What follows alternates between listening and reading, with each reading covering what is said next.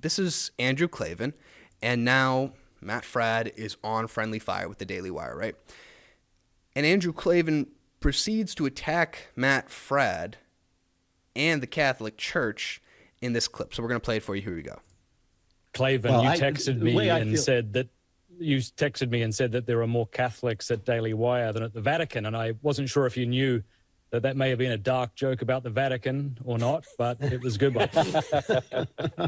I actually am impressed that the Catholics are actually getting nicer. I mean, I actually like Matt, which is as opposed to these guys, and it is getting to be. It's like the Vatican except for straight people. It's so it's really it's really exciting. There's the clip. And so you just heard what Andrew Klaven said. Now, understand Andrew Klaven is Jewish by ethnicity, it's just what it is, but he is somebody who is an evangelical. I believe he's non-denominational Christian, converted. But then again, he just attacked the Catholic Church, saying there's more straight people at the Daily Wire than the Catholic Church, and Matt Fradd just has to take it. And it's odd. And you see Matt Walsh and Michael Knowles, who are also Catholic, particularly Matt Walsh, and he's on the top right of that clip. And it looks like he's just forced to endure. It doesn't look like he's having a great time. The problem with all of this is that you already had millions of young people across the country flocking to Christianity, but a lot of them are flocking to the Catholic faith. And having it under the control of these people, the Ben Shapiro, Michael Knowles, to an extent, Andrew Klaven, definitely, Matt Walsh a little bit less than, somebody like a Jeremy Boring.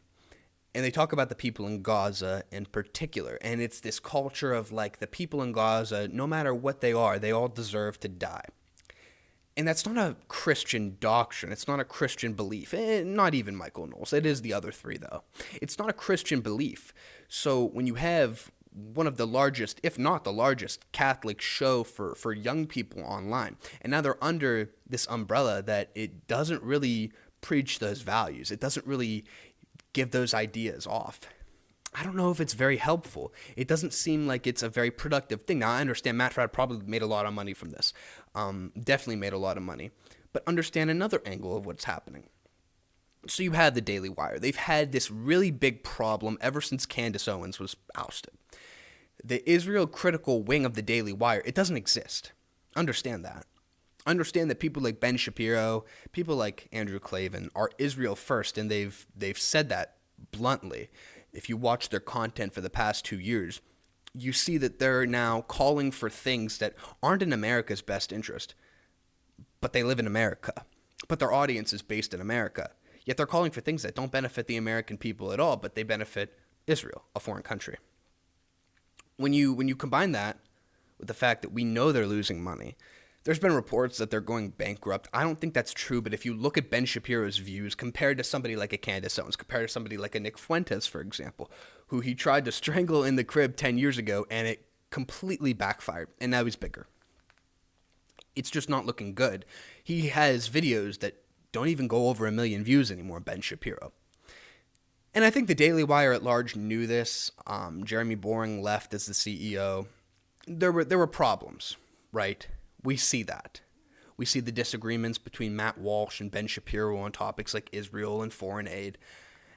And you see that their influence is starting to wane. Now, combine this with the fact that Gen Z also sees this. And we also see that this non-American first, this Israel first agenda, it's not benefiting us. You go outside, you look at your community, and your community is deteriorating. And then you see the United States sending Israel $4 billion annually. And then when you talk about the war over the past years, it's close to $20 billion. The problem with this is these funds, these taxpayer funds that we're paying for, could be allocated in our communities to stop the deterioration, to change the infrastructure, to build more buildings, make things nicer, make things better for you and for our communities. But we see that they're crumbling, and we see that this other country on the complete opposite side of the world is getting all this money, and it makes us mad. And when somebody like a Ben Shapiro, Andrew Klaven's irrelevant, but somebody like a Ben Shapiro continues to just go against everything that we're seeing, it makes you mad. And he lost a lot of influence. So this could be a power move if you think about it. to sort of regain that influence, but I personally see right through it. And it doesn't make sense to me why somebody like Matt Fradd would do this. Yeah, so that's just, it's crazy. So we'll see how that goes. I'm a little bit optimistic just because Matt Fradd has more money now, higher budget to make a better show. But I mean, your boss is Ben Shapiro, so things can't be that great. There's probably going to be a cap on what this guy is going to say.